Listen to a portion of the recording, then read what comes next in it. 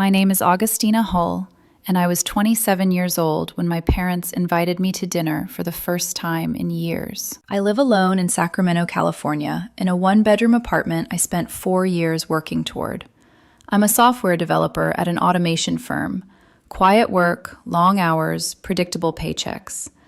The kind of job that doesn't sound impressive at family gatherings, but gives you something far more valuable than praise: independence. Most mornings are identical. I wake up before my alarm, grind coffee beans by hand, and let soft jazz play while the sun creeps through the blinds. I sit at the kitchen table and drink slowly, enjoying the silence. No voices raised in the background, no footsteps pacing the hallway. No one watching what I eat, how I speak, or what decisions I make. Peace didn't come naturally to me. It was something I assembled piece by piece after leaving the house I grew up in. That house taught me early that love came with conditions. The phone call came on a Tuesday evening. I had just dropped my bag by the door when my phone lit up on the counter. I didn't need to pick it up to know who it was. My chest tightened before my mind caught up. Mom. We hadn't spoken in a long time, not since the day I packed my clothes into a single suitcase and walked out without announcing it.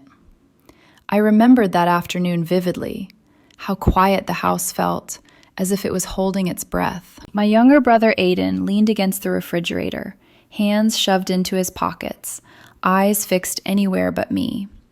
He didn't say goodbye. He didn't ask where I was going. My father, Robert Hull, sat at the head of the table, posture rigid, voice sharp and controlled. If you want to live in this house, he said, you need to fulfill your responsibilities to this family. My mother, Linda, stood at the sink with her back to me. She didn't turn around. She just said, softly but firmly, family stays together. Anyone who leaves is abandoning their blood. I left anyway. The phone vibrated again. I picked it up. Augustina, my mother said. Her voice was calm, neutral, as if nothing had happened between us. Come home for dinner tonight. That was all. No explanation, no apology, no warmth. The call ended before I could ask why. I stood there staring at the wall, my phone still pressed to my ear long after the line went dead. I told myself it didn't mean anything. Maybe it was just dinner. Maybe enough time had passed that things could be civil. Against my better judgment, I decided to go. I wrapped a loaf of garlic bread before leaving, the same recipe my family used to make on special occasions. It was a habit I didn't realize I still carried, bringing something with me, as if contribution was the price of entry. The drive felt longer than usual. When I pulled into the driveway, the house looked exactly the same. Same porch light, same cracked stone path, same windows that once felt like protection and now felt like observation points. My mother opened the door and smiled politely, not warmly. Politely, like I was a guest. That was the first moment my stomach sank. Inside, the dining room was already set. Candles, freshly folded napkins, plates arranged carefully. It looked intentional, too intentional. Then I saw Aiden. He was seated at the head of the table, but not eating. His phone was mounted on a small tripod, angled precisely. A ring light glowed faintly, illuminating his face as comments scrolled nonstop on the screen. He was live streaming. "Hey, Augie," he said without looking up. "Give me a sec." I stood there for a moment, unsure whether to say anything. Then I took my old seat near the wall. Muscle memory doesn't ask permission. Dinner smelled incredible. Meatball pasta, arugula salad, a bottle of red wine already opened. All my favorites. That should have been my second warning. My father asked about my job. My mother asked about my apartment. Their voices were calm, measured, almost rehearsed. I answered briefly, keeping my tone neutral. The air felt tight, like everyone was waiting for something. Halfway through the meal, my father placed his fork down. Slowly. Deliberately. "Augustina," he said, sitting straighter, "your mother and I have been talking." My shoulders tensed. "We think it's time you let Aiden use your apartment for a while." The words landed gently, but they carried weight. My hand froze above my plate. "I'm sorry, what?" "Aiden needs a quiet space to work," my father continued, as if this was obvious. His streaming career is starting to gain traction. He can't focus here. I glanced at my mother. She didn't look up. That apartment is mine, I said carefully. I saved for it. I pay for it. My father's jaw tightened. You lived in this house for 25 years, he said. It's time you learn how to give back to your family. Something cold settled in my chest. They weren't asking. They were collecting. I took a breath. I'm not giving up my apartment. Silence fell over the table. Aiden stopped adjusting his camera. My mother's fingers tightened around her napkin. My father leaned forward, his voice dropping. You're being selfish. No, I said quietly. I'm setting a boundary. His eyes darkened. You dare refuse me? I met his gaze. Yes. The room felt charged, like a wire stretched too tight. I didn't know it yet, but everything that came after was already set in motion. For a few seconds after I said yes, no one spoke. The only sound in the room was the faint hum of Aiden's ring light and the quiet clink of silverware settling against porcelain. Even the jazz my mother usually played during dinner was absent, as if she had known music would only get in the way of what was about to happen. My father stared at me like I'd just spoken a foreign language. You think this is negotiable? Robert asked slowly. I didn't answer right away. I could feel that familiar pressure rising in my chest, the old instinct to apologize for existing, to explain myself until my voice shrank into something easier to dismiss. But I stayed quiet. Across the table, Aiden cleared his throat and finally looked up from his phone. The live comments were still rolling. I caught a glimpse of usernames, laughing emojis, little fire icons. Dad, he said lightly, as if smoothing over a minor inconvenience. She's just stressed. We can talk about it later. Later. That word had always been a weapon in this house. Later meant never. Later meant you'd already lost. My father's eyes flicked toward him, then back to me. You've always had trouble understanding family obligations, he said. Everything you have comes from this house. That's not true, I replied, my voice steadier than I felt. I worked for what I have. A muscle twitched in his jaw. Because we let you live here, he shot back. Because we supported you.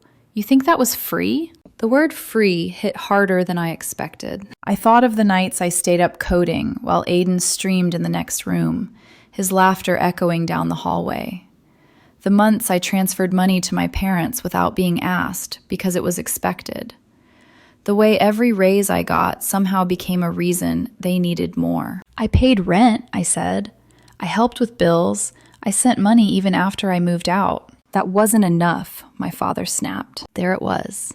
The unspoken rule, finally spoken aloud. Nothing I did would ever be enough. My mother shifted in her seat.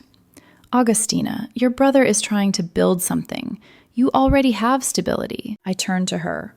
So that means I should give mine up? She hesitated, just long enough to answer without looking at me. Families make sacrifices. The words landed softly, but they cut deep. I felt something harden in my chest.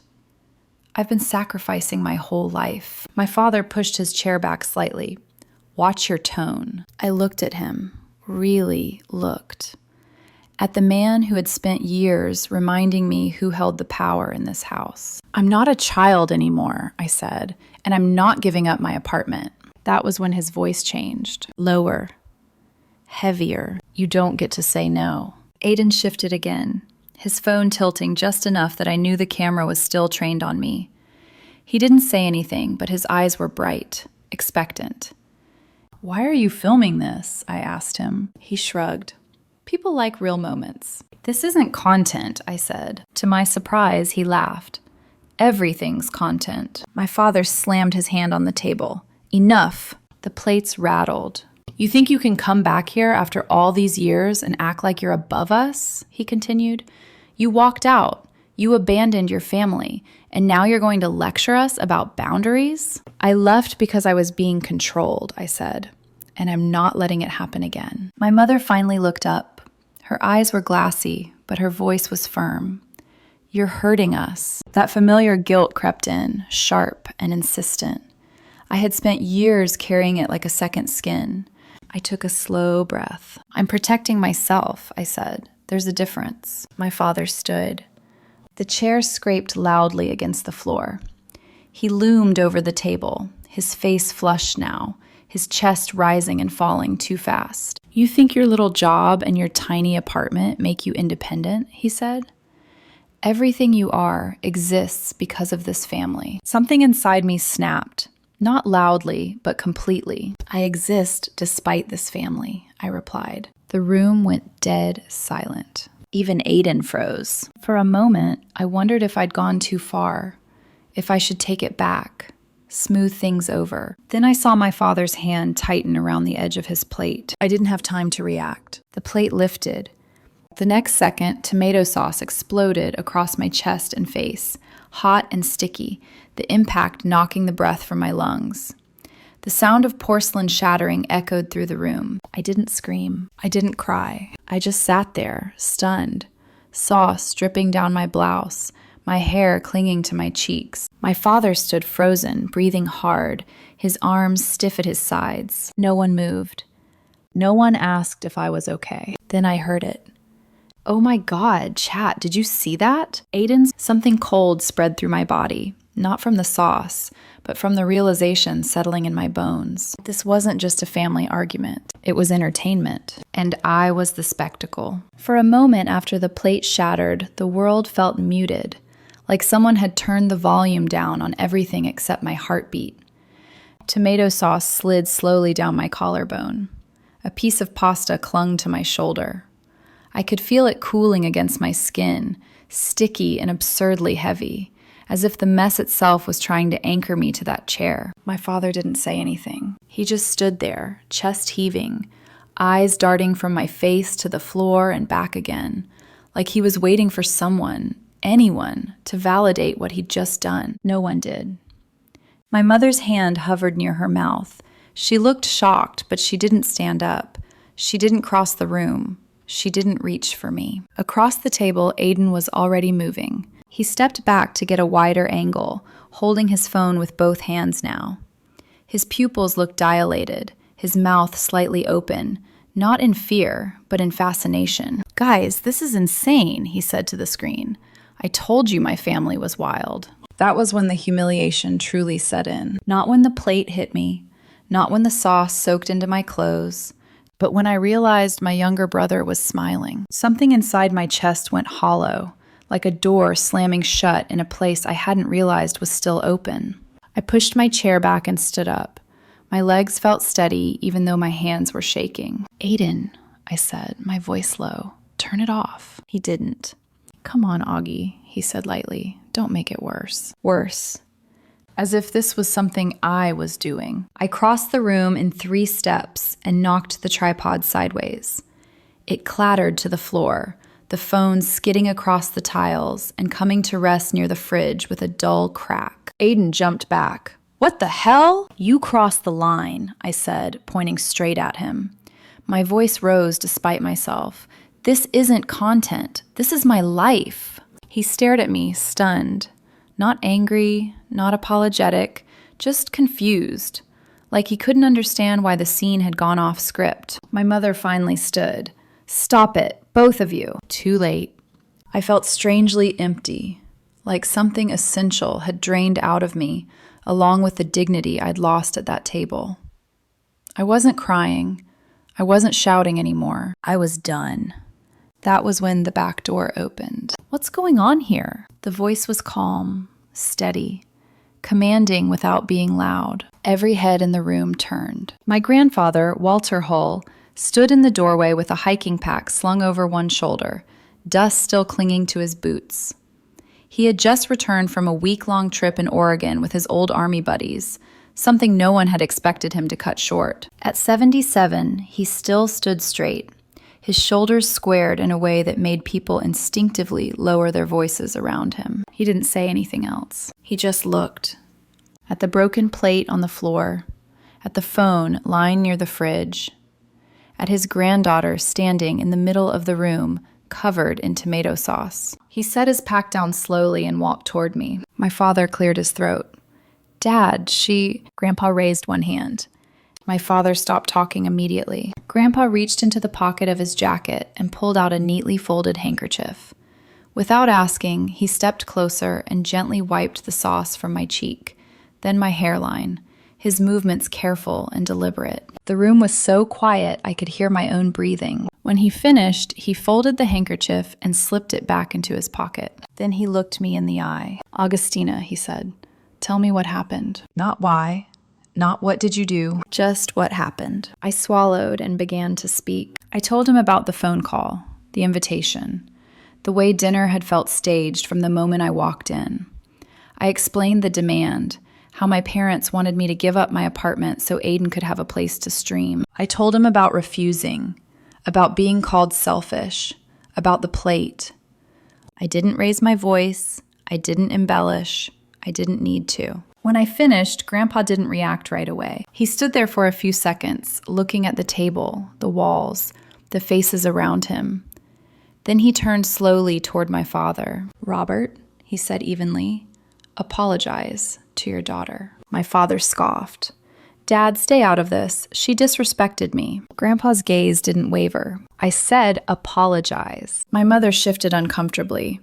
"Dad, this is getting out of hand." Aiden stared at the floor, suddenly very interested in his phone. My father crossed his arms. "I won't."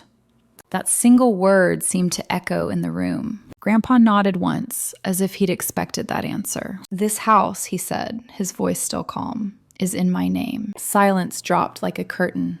"If none of you see what's wrong here," he continued, "then pack your things and leave." My mother stood abruptly. "You can't mean that. What will people think?" "I don't care what people think," Grandpa replied. "I care about what's right." He turned to Aiden. "You want her apartment?" Aiden opened his mouth, then closed it again. "Fine," Grandpa said. "The three of you can live there." My father's face drained of color. "And this house," Grandpa added, tapping the floor with his cane, "stays with Augustina." "You can't do this," my father shouted. "This is my home." "You had a chance to apologize," Grandpa said. "You didn't take it." He walked to the front door, opened the closet beside it, and removed 3 jackets. My father's brown one, my mother's blue coat, and Aiden's black hoodie. One by one, he placed them outside on the porch. No yelling. No threats, just action. Cold air rushed in through the open door. "I may be old," Grandpa said quietly, "but I know right from wrong. No one humiliates my granddaughter and calls it family." My father stood there shaking, fists clenched, powerless. I felt something unfamiliar settle in my chest. Not victory. Relief. For the first time in my life, someone had drawn a line, and I hadn't had to beg for it. "Augustina," Grandpa said, turning back to me, "go back to your apartment, pack a few things, then come home." I nodded, unable to speak. As I walked toward the door, I understood something with absolute clarity. This wasn't just a fight. It was the moment everything finally broke apart. And the drive back to my apartment felt unreal. Like I was moving through a dream where everything looked familiar but sounded wrong. The radio was off. My phone lay face down in the cup holder. All I could hear was the faint rattle of the road beneath the tires and the echo of porcelain shattering in my head again and again. Every red light felt too long. Every green one came too fast. By the time I reached my building, my hands were still shaking. I unlocked the door and stepped inside, half expecting something to jump out at me, to tell me this wasn't real, that I would wake up back at my parents' table with a clean blouse and an apology waiting. But the apartment was quiet, too quiet. I packed slowly, not because I had many things, just clothes, my laptop, a few books, but because my body hadn't caught up to what my mind already knew. I kept stopping, standing still in the middle of the room, staring at nothing. This place had been my proof that I could survive on my own, proof that I wasn't just a dependent daughter who owed her existence to a family ledger. And now it was being taken from me, not by force, but by design. When I returned to my grandfather's house the next morning, everything had shifted. The dining table was no longer set for dinner. Instead, it was covered in documents, thick folders, legal pads, crisp stacks of paper arranged with precision. An unfamiliar man stood beside Grandpa, tall, gray-haired, wearing a navy suit that looked like it belonged in a courtroom, not a kitchen that still smelled faintly of tomato sauce. "Augustina," Grandpa said, his voice steady. "This is Thomas Moore, my attorney." Thomas nodded at me politely. "Good to meet you." I sat down slowly. Grandpa didn't waste time. "They have 72 hours, he said. Robert, Linda, and Aiden. They either vacate the house or I proceed legally." My stomach twisted. "They're really leaving?" "They already have notice," Thomas added. "Everything is documented. If they delay, it becomes a civil violation." I thought of my mother's hands shaking slightly as she folded napkins the night before, of my father's red face, of Aiden's phone hitting the floor. "They didn't argue," Grandpa said quietly. "They knew they couldn't." The next 3 days passed in a blur. I didn't see my parents. I didn't hear from Aiden. I stayed mostly in the guest room, listening to the house creak at night, learning its sounds again, this time without fear. On the third day, I watched from the front window as they loaded their car. My mother moved slowly, her shoulders slumped. My father was stiff, jaw clenched, refusing to look at the house one last time. Aiden shoved bags into the trunk with sharp, impatient movements. No one looked up at the window. No one waved. When the car pulled away, the street felt unnaturally empty. That afternoon, Grandpa sat me down at the kitchen table. "There's something else," he said. I braced myself. "The apartment," he continued. "I'm having it listed." My breath caught. "You're selling it?" "Yes." I stared at him, confused. I thought, "This isn't punishment," he said gently. "It's separation, a clean break. You don't build a future by staying tied to the place you had to escape." The listing went live 2 days later, 5% below market value. The buyers came quickly. That's when my father lost control. He showed up at the house late in the afternoon, shouting my name from the sidewalk like it was a curse. I stood behind the door, my heart pounding, while Grandpa remained seated at the table, calm as ever. When no one answered, my father went back to his car. He opened the trunk and pulled out a red gas can. I remember the sound of neighbors' doors opening, the sharp click of phone cameras turning on, my father pacing, yelling that he'd burn everything down if we didn't come outside. I didn't scream. I didn't run. I called the police. The sirens came fast. Patrol cars, fire trucks, lights flashing against the siding of the house. The officers took the gas can from his hands and led him away as he screamed about betrayal and ungrateful children. And behind it all, I saw Aiden, standing across the street, filming again. The video spread within hours. Neighbors shared it, strangers commented, clips were edited with dramatic music and captions. But this time, the audience wasn't laughing. The state stepped in. Felony criminal threat, probation, a no-contact order. My father wasn't allowed within 300 feet of me or Grandpa. Aiden didn't face charges, but the consequences came anyway. His accounts were flagged, then banned. Sponsorships disappeared overnight. Platforms cited violations.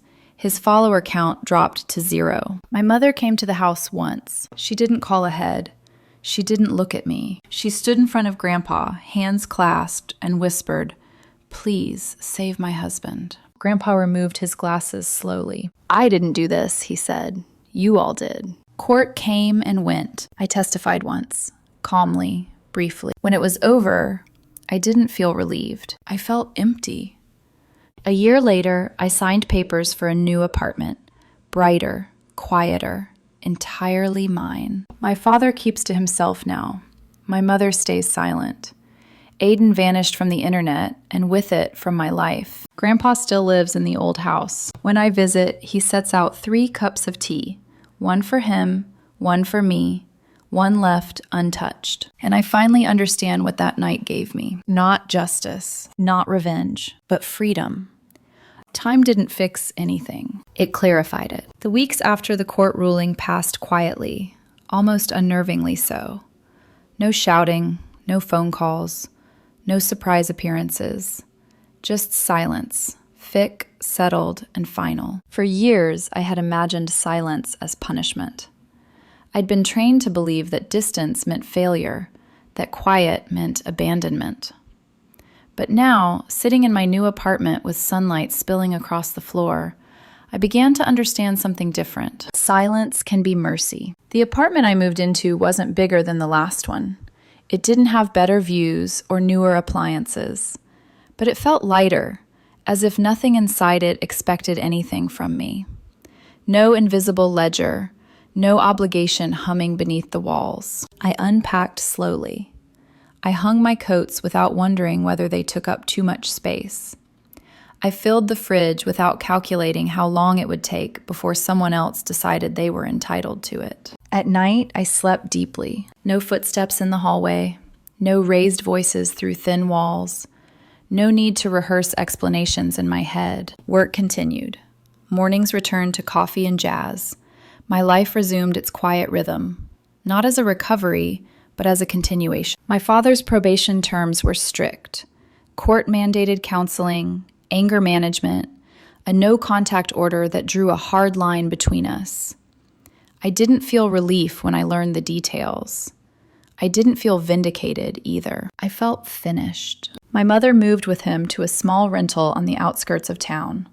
She didn't reach out again after that day at Grandpa's house. No apologies, no explanations. Just absence. For a long time, I waited for something. Regret, maybe, or grief. It never came. Aiden disappeared almost completely. His accounts were wiped clean, videos gone, sponsorships terminated. Platforms issued formal statements citing violations of broadcasting standards and exploitation of private individuals. He never called. I used to imagine how I'd feel when that happened, when the golden child finally lost the spotlight. I thought I'd feel satisfaction. Instead, I felt nothing. Because the truth was, Aiden had already lost something far more important than followers, long before the internet turned on him. He lost the ability to see people as anything other than content. Grandpa never spoke badly about any of them. That was the strangest part. He didn't celebrate. He didn't gloat. He didn't revisit the events unless I brought them up.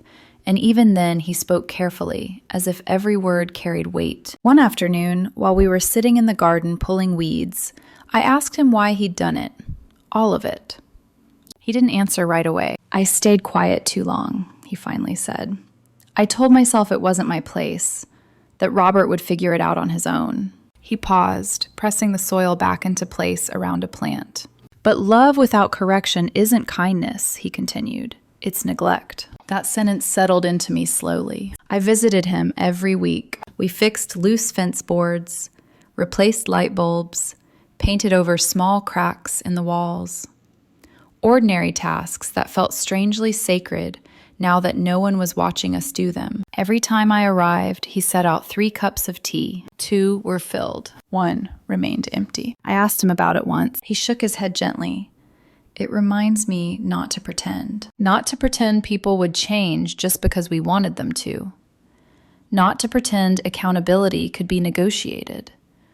Not to pretend love meant endurance without limits. A year passed. On the anniversary of the dinner, the night of the plate, the live stream, the line that couldn't be uncrossed, I didn't do anything special. I went to work.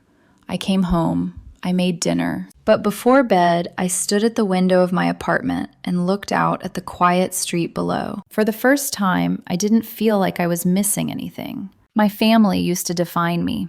Their expectations, their disappointments, their version of who I was supposed to be. Now, I define myself. Not loudly, not dramatically, just clearly. I no longer soften my words to keep the peace. I no longer confused guilt with love. I no longer believed that being needed was the same as being valued. Some people will tell you that family is everything. They're wrong. Family is not the people who demand pieces of you until there's nothing left. It's not the people who call control care or sacrifice duty. Sometimes family is one person who steps forward and says, enough. And sometimes family is the version of yourself that finally listens.